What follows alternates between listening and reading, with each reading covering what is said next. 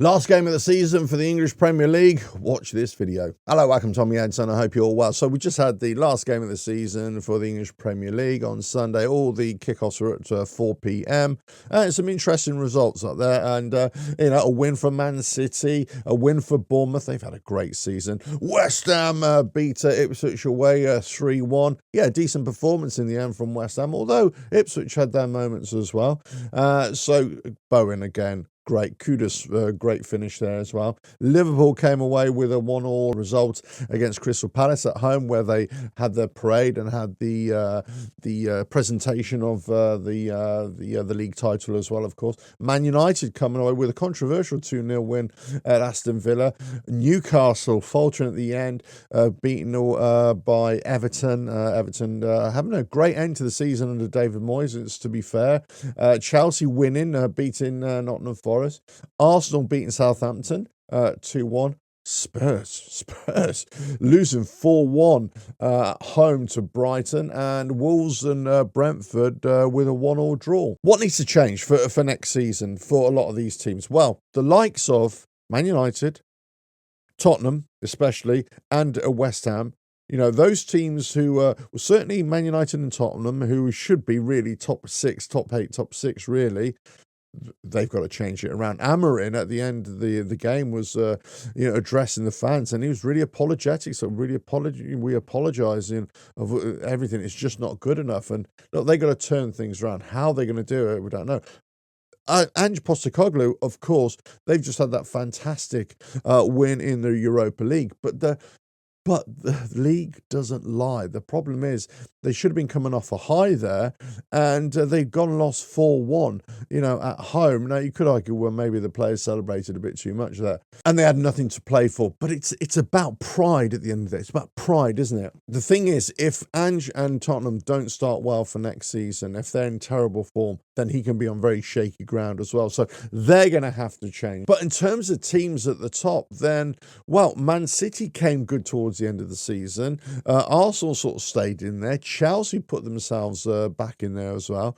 Newcastle and Aston Villa were just there or thereabouts as well. So, Bournemouth had a great season.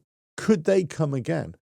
Could Aston Villa repeat this? Could Newcastle repeat this? It's simplistic to say that these teams have done great this season are going to continue to do great in subsequent seasons. It's all about investment. It's all about momentum, carrying momentum forward. But the Premier League is so difficult these days because all the teams are doing great, and any team on the day can beat another team, especially if a team starts underperforming, as we saw with that terrible run from Man City in the mid part of the season, where they lost 11 games, and it was just outrageous. They couldn't get a goal, they couldn't get a result, and they managed to come good at the end of the season. But for me, I suppose what needs to change for next season, because I keep on harping on about it, but the VAR system here in the UK, I want it to be scrapped. I want them to get rid of it because it's just not fit for purpose. We're seeing this time and time again.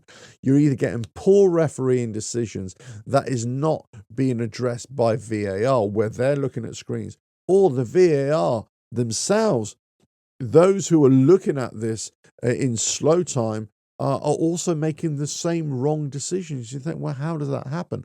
Also, the process is way too slow. It was supposed to have been speeded up this season, and every year there are excuses made for it. Every year there's, it's making the right decisions in most cases.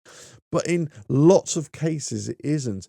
And I say this time and time again, the fan experience inside the stadium is diabolical. You have no idea what's going on, and everybody hates it. Listen, everybody hates this if you're a fan. If you're a fan and you're waiting for a VAR decision, and, for me, it's a simple fix. You either get rid of it or you dramatically change it for next season. The dramatic changes are, one, that you, in the stadium, you show us what is going on. You show us what the TV audience is supposed to be looking at as well in real time. And we can hear what the referee is saying or what is being said to the referee as well. It comes over the PA system. So everybody's involved in this decision-making process. Guess what? They do it in rugby union, for the big test matches. Why can't they do it for football? What, do you think that a football crowd can't handle that? No, of course they can. It's just that we need to know. You need to be part of it. Put it on the screens so we can see it as well.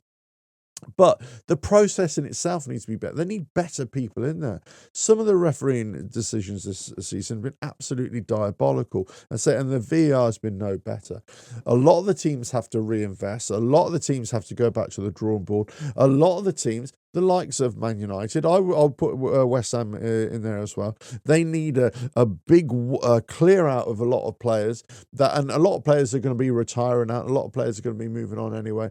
But there's a lot of players that are just totally unperformed. Big money signings, big wages, just have not performed as well.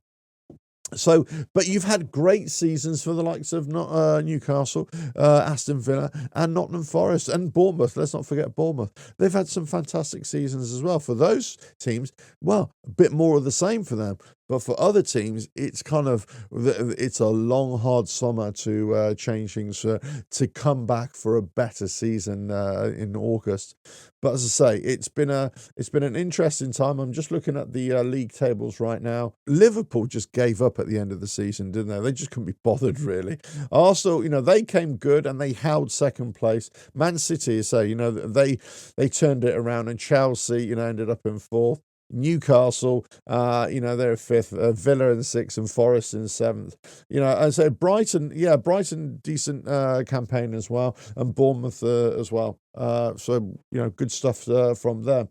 But Man United, West Ham, and Spurs ended the season. I mean, West Ham, actually, in all fairness, they had a couple of wins, beating Man United and beating Ipswich. They ended up in 14th place. Man United, with that last day winner against Villa, they jumped up to 15th. Wolves in 16th, but Tottenham, 17th position. 17th, just one place above relegation. So I said this a couple of weeks ago, or in the last video. I said, look, Man United, West Ham, and Tottenham, they've been in relegation form for the longest time. They've been in relegation form, and Man United and West Ham just managed to get themselves away from that, or get themselves, improve that form a little bit. Tottenham haven't. Tottenham haven't.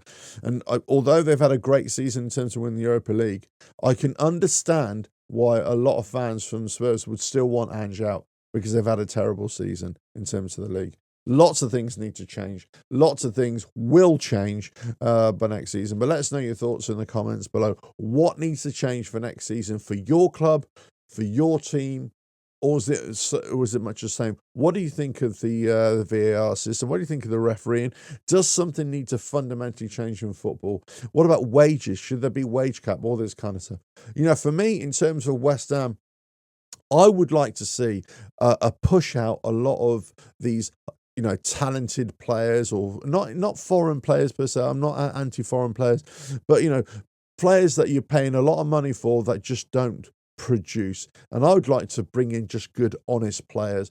I would much prefer to have an honest player that isn't quite good enough than a real high quality player that just really underperforms, because high quality players, they usually don't show that grit, that determination, that will to win, whereas good honest players, they really do get the crowd behind them as well. And as a fan who goes to games, who supports his team, that's what I want to see. I want to see a team that really, really tries. I just don't want to see players that either can't be bothered to be there, or who are so indifferent to the whole thing. It's just like, I want somebody who fights for the shirt, fights for the club, and brings everything. And then if that means you get rid of a bit of equality and replace that with honest players, hard-working players, I'm all for that. Let us know your thoughts in the comments below. How would you change your club for next season? If you like what I do here, keep on watching the videos. Don't forget, you go to the website, revelatealf.com/books, for all the sporting books as well.